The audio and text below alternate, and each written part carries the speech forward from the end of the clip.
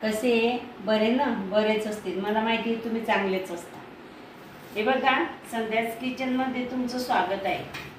आणि आपल्याला बनवायचं आहे हे फराळाचं। कालची एकादशी आहे ना, तर हे फराळ बनवू आपण। हे फराळ खूप पौष्टिक आहे आणि खूप दमदार आहे। एक वेळा खाल्लं तर संध्याकाळपर्यंत तुम्हाला भूक लागणार नाही आणि तुमचा उपवास आहे असं तुम्हाला वाटणार बी नाही। हे दमदार फराळ मी तुम्हाला करून दाखवते। हे बघा, एवढे शेंगदाणे घेतले आणि एवढीच वाटीभर हे साबुदाणे घेतले आणि हे 4 बटाटे उकडून घेतले। तर आता आपण हे शेंगदाणे भुजून याची साल काढून घेतली आणि हे साबुदाणे आपण भाजून घेऊ थोडेसे, म्हणजे याचा वातळापणा जायला पाहिजे एवढेच आपण हे शेंगदाणे भाजू। कढई गरम झाली आहे,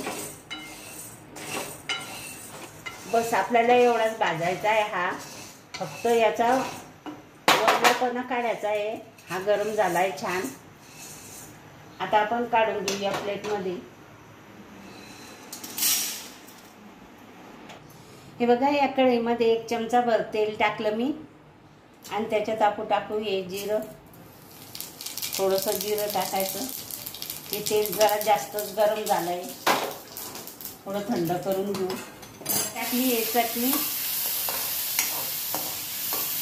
तेलामध्ये आणि त्याच्यात टाकू आपण हा उकडलेला बटाटा।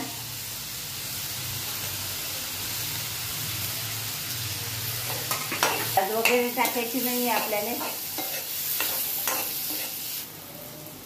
याच्यात टाकू पाणी।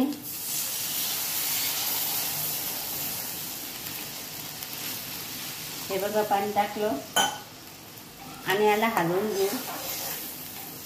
याच्यात काहीच नाही टाकायचं, उपासाचंही नाही हे, फक्त जिऱ्याची फोडणी दिली मी आणि चटणी टाकली आणि बटाटा। आता या बटाट्याला थोडासा शिजू देऊ। तोपर्यंत आपण काय करू, बारीक करायचे नाही, हे जाड सरस ठेवायचे शेंगदाणे। हे बघा, जास्त बारीक करायचे नाही।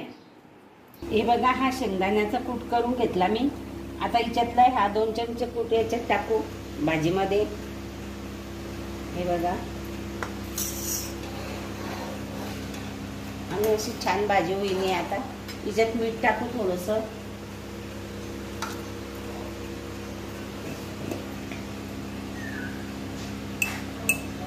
हे बघा, हे मीठ टाकलं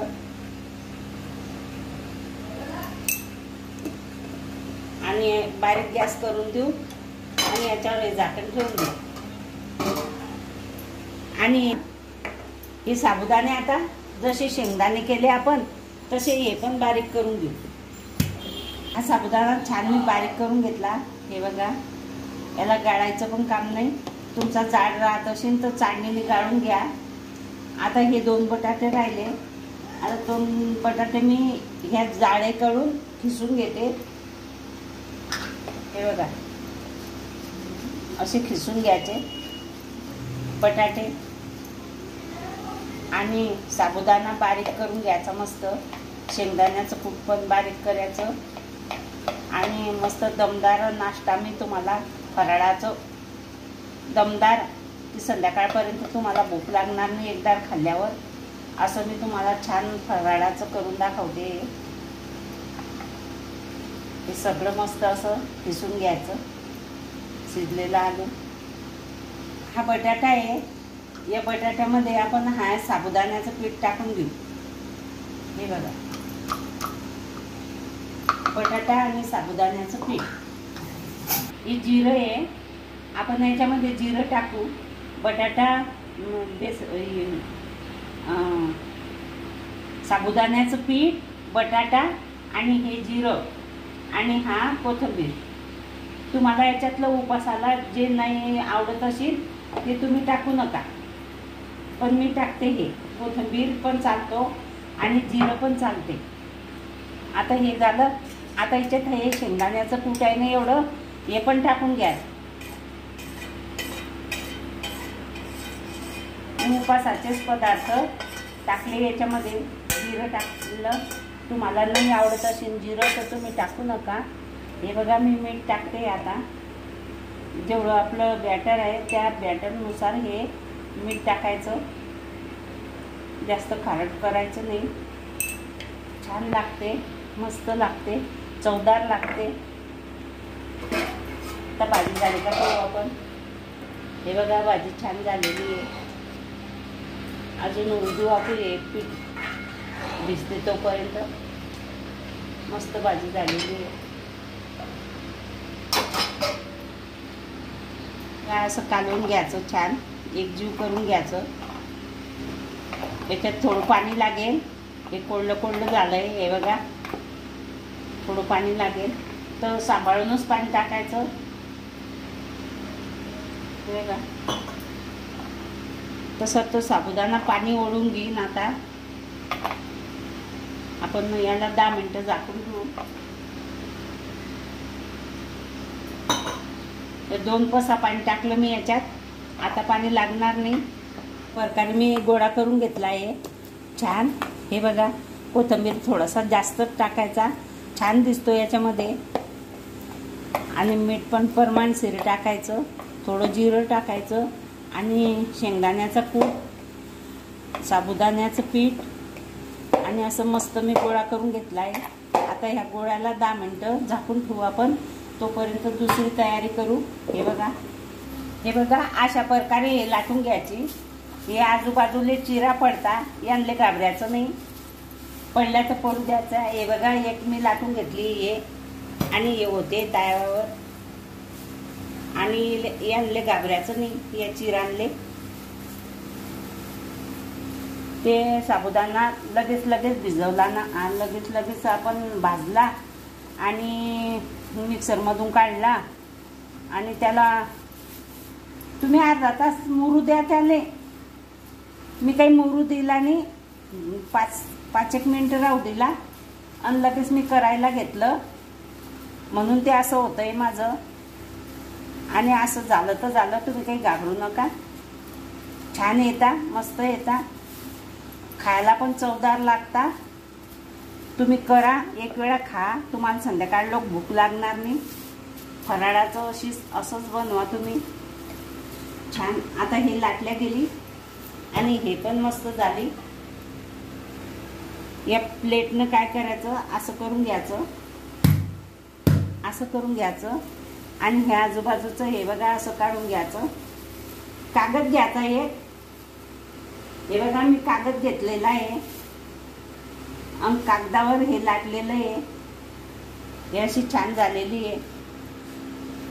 आपण याच्यावर ठेवली आहे आणि हे बघा हे उचलून घेऊ. ही मस्त झालेली आहे. हे बघा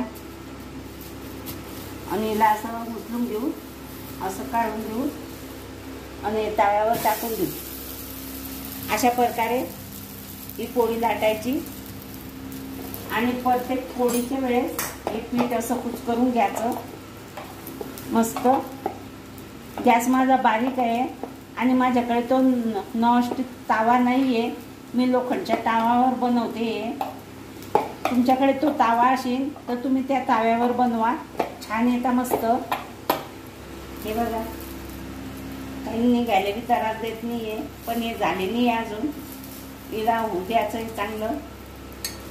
असं कळेनं तेल सोडायचं. हे बघा जास्त तेल टाकायचं नाही. फक्त ते चिटकणार नाही खाली, असंच तेल टाकायचं. जास्त तेलकट बी आपल्याला खाता येत नाही उपासाच्या दिवशी. पाणी करतो जीव. बघा असं करून घ्यायचं.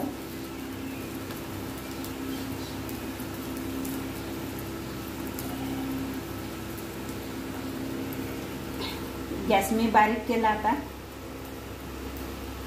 थोडा वेळ फुल केला होता, आता बारीक केला. आता आपण उलटून घेऊ. ते बघा